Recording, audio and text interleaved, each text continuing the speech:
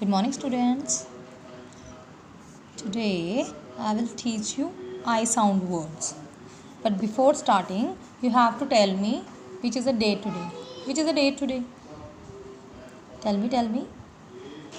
Yesterday was 19. Today is 20th April.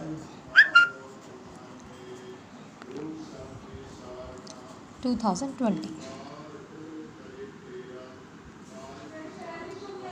आप ना class book भी लिख के दिखाओगे. क्लास वर्क एंड संडे के बाद क्या आता है? Tell me. Monday. Sunday is a holiday and then start days with the Monday. So Monday. जब भी संडे के बाद स्कूल आओगे you have to remember that today is Monday. And topic I told you I sound words. आपको पता है हम लिखते आई बोलते हैं इंग्लिश में, लेकिन इसकी साउंड कौन सी है? ई. तो इट डजेंट मीन कि आप ई लिखोगे. नो, अगर आप ई लिखोगे तो इट्स रॉन्ग. जब मैं बोलूँगी ई तो मतलब I. I will start from here and you will listen carefully, then you will know the meaning. Now repeat the sound. P,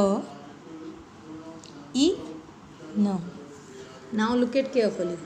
P, E, N. Pen. Here I have put I, but I speak E. This is E sound word, so don't be confused. क्योंकि जो E है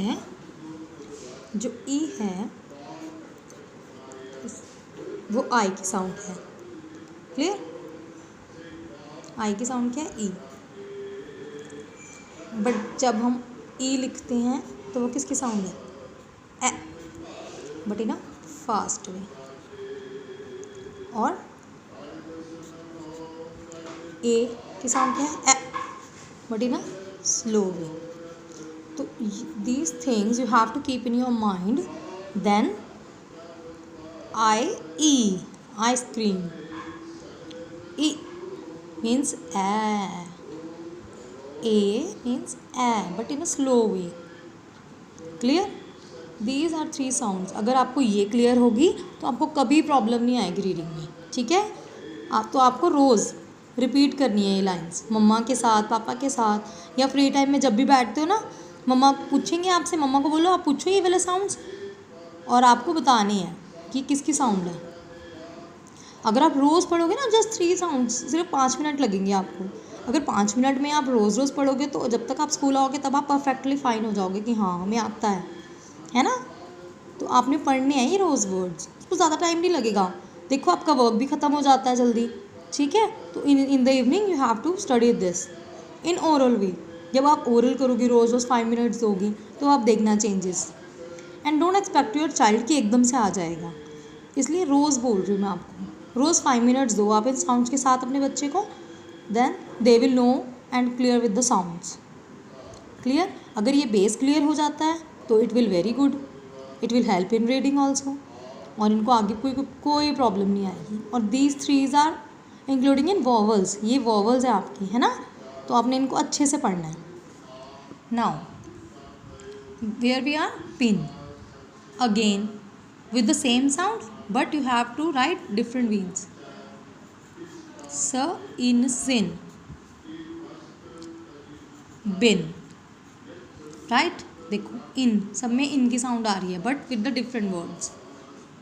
next क, it. अब हमने कौन से sound लगाने हैं? It. In both ways but with the different meanings. Kit. और क्या आएगा? सेट.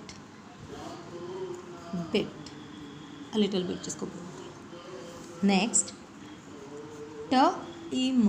अब देखो अभी तो हम सिंपल वर्ड्स लिखेंगे, बट ऐसे ही हमें राइमिंग वर्ड्स, मतलब जब हम सेम साउंड बनाते हैं तो इसी को हम राइमिंग वर्ड्स में यूज़ कर सकते हैं. इस तरह से अगर हम आपको बोलेंगे ई साउंड वर्ड्स लिखो तो आप बहुत सारे लिख सकते हो. ठीक है?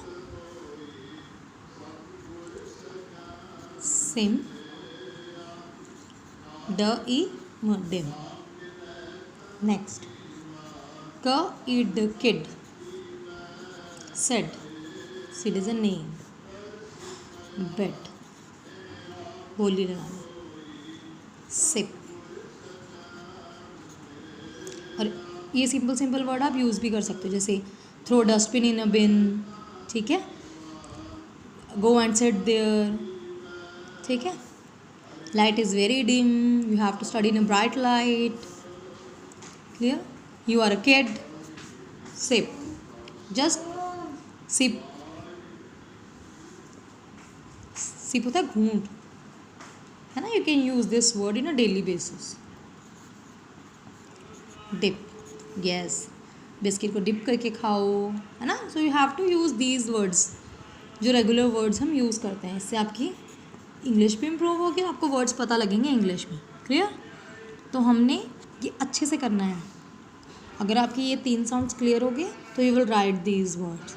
अगर आपको ये सिर्फ तीन वर्ड्स अगर नहीं क्लियर, तो आप जब हम डिक्टेशन देंगे तो आपको नहीं आएगी। So you have to do it carefully, learn and write again and again, just 5 minutes। Do this oral work in the evening, clear, ठीक है, पढ़ना है और तंग नहीं करना है और होमवर्क कंप्लीट करना है, ओके, टेक केयर।